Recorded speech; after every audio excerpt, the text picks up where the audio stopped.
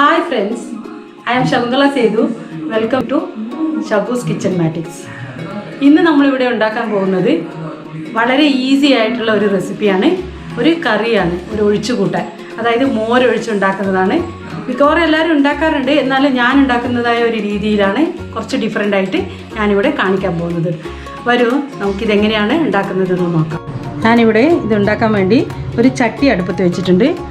അതിലേക്ക് ഒരു ചെറിയ കഷ്ണം കുമ്പളങ്ങ, അതായത് പൂശിനിക്ക എന്ന് പറയുന്നത്, അതും ഒരു പകുതി തക്കാളിയും കൂടെ, കുറച്ച് ഉപ്പും മഞ്ഞൾപ്പൊടിയും കുറച്ച് മുളക് പൊടി, മഞ്ഞൾപ്പൊടിയാണ് കൂടുതലിടേണ്ടത്, കുറച്ച് മുളക് പൊടിയും ഉപ്പും ചേർത്ത് ഒന്ന് വേവിച്ചെടുത്തതാണിത്.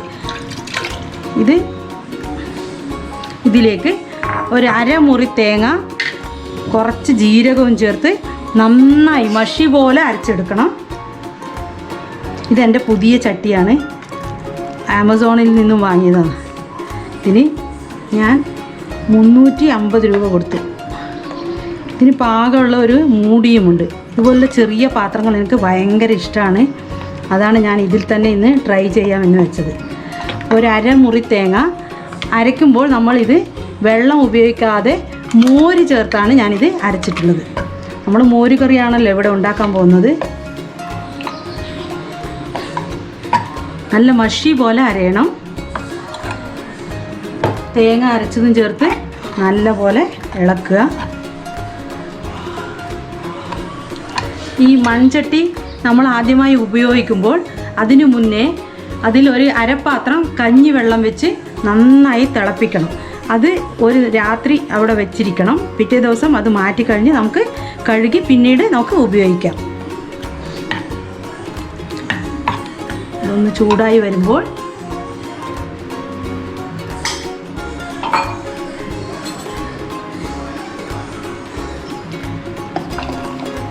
അതിലേക്ക് നന്നായി അടിച്ചു വെച്ചിരിക്കുന്ന തൈരാണ് ഞാൻ എടുത്തിരിക്കുന്നത്.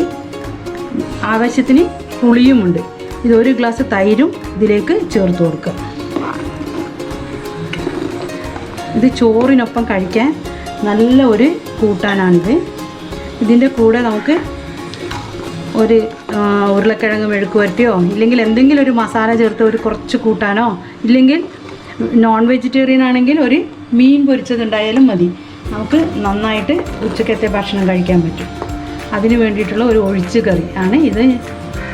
ഇതിലേക്ക് ആവശ്യത്തിന് മോര്, നിങ്ങളുടെ ഇഷ്ടാനുസരണം പുളി അഡ്ജസ്റ്റ് ചെയ്യുന്ന രീതിയിൽ നമുക്ക് മോര് ഒഴിച്ച് കൊടുക്കാം.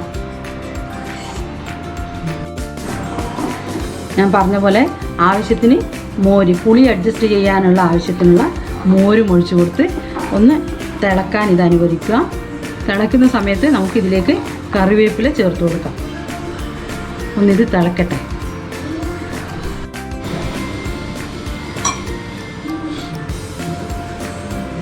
ഇത് തിളച്ച് പൊങ്ങി വരുന്നുണ്ട്. അപ്പോൾ ഇത് മാറ്റി, ഇതിൻ്റെ അടപ്പ് മാറ്റിയിട്ട് നമുക്കൊന്നിത് ഇളക്കി കൊടുക്കാം. തീയും ഒന്ന് സിമ്മിൽ വെക്കാം. നന്നായി തിളച്ചു. ഇതിലേക്ക് ഒരു തണ്ട് കറിവേപ്പില ഇട്ട് കൊടുക്കാം. ശേഷം നമുക്കിത് ഇറക്കി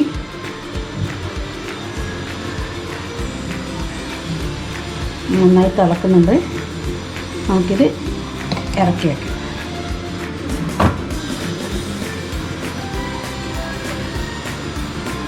ഇതിലേക്ക് കടു വറക്കാനായി വെക്കാം.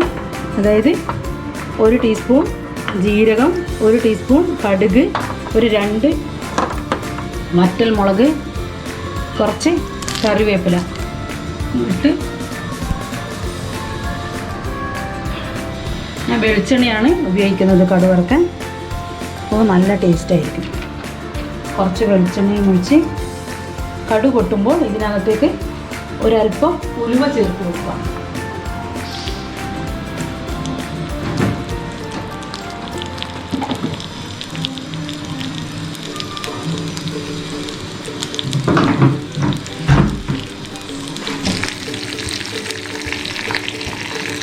കടുക് പൊട്ടി വരുന്നുണ്ട്.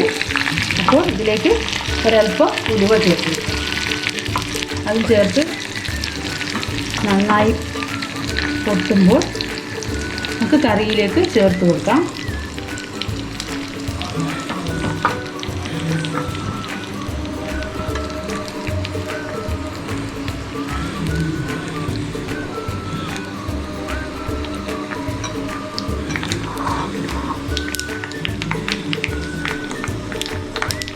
നന്നായിട്ട് വരുന്നത്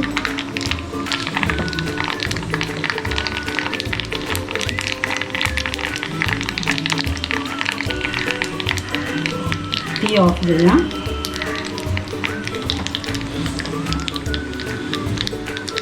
നമുക്കിത് നമ്മുടെ കൂട്ടാനിലേക്ക് ഒഴിച്ചു വെക്കാം.